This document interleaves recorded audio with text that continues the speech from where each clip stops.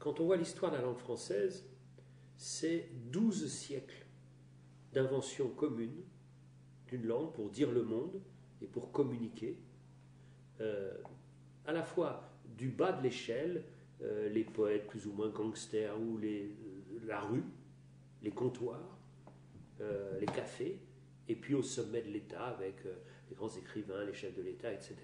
Donc c'est vraiment le lien par excellence.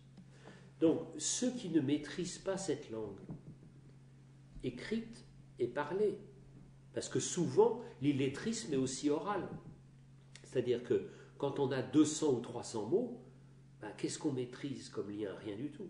Quand on voit que 20% des enfants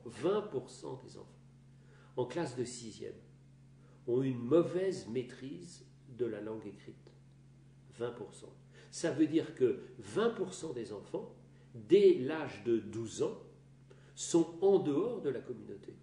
Parce qu'on sait très bien qu'ils rattraperont très difficilement ce savoir, premièrement, et que deuxièmement, maîtrisant mal la langue, étant donné les nouvelles technologies qui passent de plus en plus par l'écran, donc par l'écrit, ils sont condamnés à avoir des boulots ridicules et donc être en dehors de la communauté. Je suis convaincu au plus profond de moi que le cœur de l'éducation, c'est la langue. Et que tout le reste, les options, tout ce qu'on peut imaginer, on fera ça après.